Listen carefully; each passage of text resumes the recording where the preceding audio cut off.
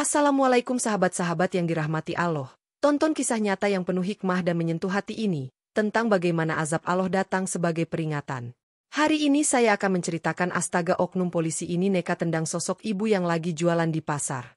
Namun sebelumnya saya sarankan untuk menuliskan sholawat Nabi Muhammad di kolom komentar agar kelak sholawat ini menjadi saksi di akhirat. Like dan subscribe ke channel ini sangat membantu menyebarkan dakwah Islam dan menjadi amal jariah. Pagi itu, udara di pasar tradisional begitu riuh dengan suara pedagang yang saling menawarkan dagangan.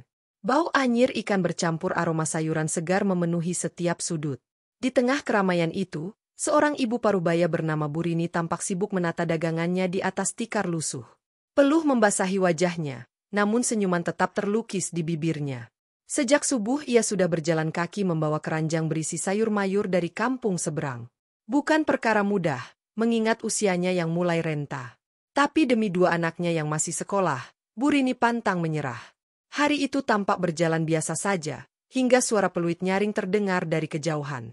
Beberapa pedagang mulai panik, sebagian buru-buru merapikan dagangan, dan sisanya memilih pura-pura tak mendengar. Burini hanya bisa diam. Ia tahu betul, dagangannya berada di atas trotoar, tempat yang oleh aparat sering dianggap mengganggu ketertiban. Tak lama, dari kerumunan muncul beberapa orang berseragam coklat. Langkah mereka mantap, wajah mereka datar tanpa senyum. Seorang di antaranya, tubuhnya tinggi besar, sikapnya tampak lebih garang dari yang lain. Dialah sosok yang akan mengubah hari Burini menjadi mimpi buruk. Burini mencoba berdiri, namun lututnya terasa gemetar. Ia belum tahu apa yang akan terjadi. Para pedagang di sekitarnya mulai beringsut menjauh, seolah tahu betul bahwa suasana akan memanas. Tapi Burini tidak bergerak. Ia tetap berdiri, menatap dagangannya, memikirkan nasib anak-anak di rumah. Suasana pasar yang awalnya riuh perlahan berubah menjadi sunyi. Semua mata tertuju pada Burini dan barisan polisi yang kian mendekat. Langkah kaki berseragam itu berhenti tepat di depan tikar lusuh milik Burini. Sosok tinggi besar itu menatap tajam, seolah memandang seorang penjahat, bukan seorang ibu yang sedang berjualan. "Siapa yang izinkan kamu jualan di sini?" ucapnya dingin. Burini menunduk, suaranya lirih mencoba menjelaskan. "Maaf Pak, saya cuma jualan sayur buat biaya sekolah anak, saya tidak mengganggu jalan." Namun jawaban itu tak membuat wajah polisi tersebut luluh. Ia malah melangkah lebih dekat, sepatu hitamnya hampir menyentuh sayur mayur yang ditata rapi di atas tikar. Tangan besarnya terangkat, menunjuk dagangan Burini dengan kasar. "Ini semua melanggar aturan, ibu harus angkat sekarang juga." Beberapa pedagang yang memperhatikan dari kejauhan menahan napas. Mereka tahu persis siapa oknum ini. Sosok polisi yang dikenal keras, dan kadang tidak ragu melakukan kekerasan terhadap siapa saja yang dianggap melawan. Burini berjongkok, dengan tangan gemetar ia mulai memasukkan sayur-sayurnya ke dalam keranjang. Tapi belum selesai ia mengemasi, suara teriakan keras dari polisi itu kembali terdengar. "Lambat sekali! Jangan pura-pura lemah!" Dan dalam sekejap, kaki berseragam itu melayang. Dagangan Burini berhamburan, keranjangnya terbalik, dan tubuh ringkih sang ibu terhempas ke belakang, menghantam aspal yang keras. Suasana pasar seketika hening. Wajah-wajah yang tadinya menonton mulai berubah murka. Ada yang mengangkat ponsel dan merekam kejadian itu. Ada pula yang menahan emosi, takut bila ikut campur justru menjadi sasaran amukan berikutnya.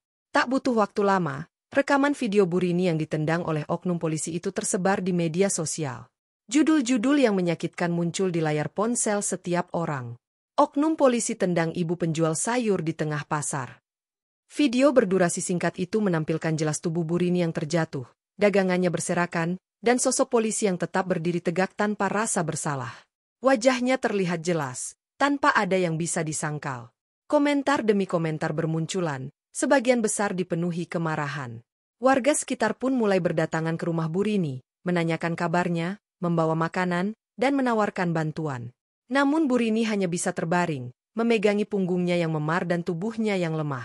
Sementara itu, di kantor kepolisian setempat, suasana mulai tidak tenang. Nama oknum itu, Pak Darto, menjadi bahan pembicaraan dari ruang rapat hingga ruang tunggu. Atasan yang sebelumnya menutup mata atas kelakuannya, mulai merasa terancam.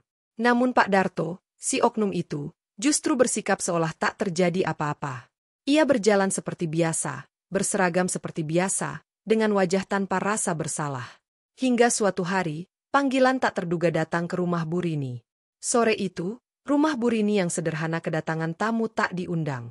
Sosok berpakaian sipil namun jelas terlihat bekas seragam polisi, berdiri di depan pintu. Ia memperkenalkan diri sebagai rekan Pak Darto. Bu Rini yang masih terbaring hanya bisa menatap tamu tersebut, sedangkan anaknya yang membuka pintu berdiri dengan tubuh kaku. "Saya datang membawa pesan," ucapnya datar. "Pak Darto minta ibu jangan perpanjang masalah ini." Anak Bu Rini mengepalkan tangan. Amarahnya sulit ditahan, tapi ia tahu betul, menghadapi orang berseragam atau rekan-rekannya bukan hal mudah. Ia hanya bisa menjawab singkat. "Ibu saya ditendang tanpa alasan, Bapak pikir kami bisa diam saja?" Tamu itu hanya tersenyum tipis. "Urusan ini bisa selesai secara baik-baik, kalau ibu bersedia mencabut semua laporan." Ucapan itu jelas terdengar seperti ancaman. Setelah tamu itu pergi, anak Bu Rini langsung menghubungi salah satu warga yang pertama merekam kejadian di pasar. Rupanya, video lain yang lebih jelas telah tersimpan, siap menjadi bukti bila kasus ini dibawa ke meja hukum. Namun sebelum video itu diserahkan, kejadian baru kembali mengguncang. Keesokan paginya, warga beramai-ramai mendatangi kantor kelurahan, membawa bukti rekaman dan melaporkan teror yang mereka alami semalam. Tak hanya kasus Bu Rini, ternyata banyak pedagang lain yang selama ini menjadi korban arogansi Pak Darto, namun takut bersuara. Media semakin gencar memberitakan kasus ini. Nama Bu Rini kini dikenal di seluruh kota, sebagai simbol perlawanan rakyat kecil terhadap ketidakadilan.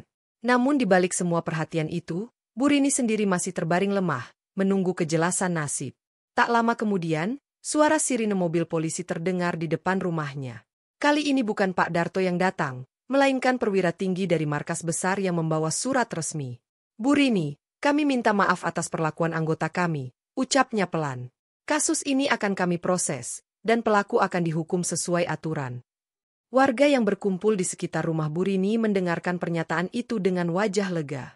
Satu persatu dari mereka mulai berani mengangkat suara, menceritakan kejadian-kejadian yang selama ini tersembunyi. Beberapa minggu setelah kejadian itu, nama Pak Darto resmi dicopot dari jabatannya. Video yang viral menjadi bukti tak terbantahkan, membuat hukum akhirnya bergerak, meski terlambat. Bu Rini perlahan mulai pulih, luka fisiknya mungkin membaik, tapi bayang-bayang kejadian hari itu tetap tertinggal di ingatannya. Pasar tempatnya biasa berjualan pun berubah. Tak lagi ada langkah kaki aparat yang garang, tak lagi ada suara peluit yang mencekam. Warga mulai berjualan dengan tenang, meski rasa waspada tak pernah benar-benar hilang. Cerita Bu Rini menjadi pengingat bahwa di balik seragam yang seharusnya melindungi, bisa saja tersembunyi amarah dan kezaliman. Dan di balik tubuh lemah seorang ibu, ternyata tersimpan keteguhan yang mampu mengguncang dunia. Cerita belum berakhir, sebab di jalanan kota ini, masih banyak sosok Bu Rini lain yang sedang berjuang melawan ketidakadilan, sendirian.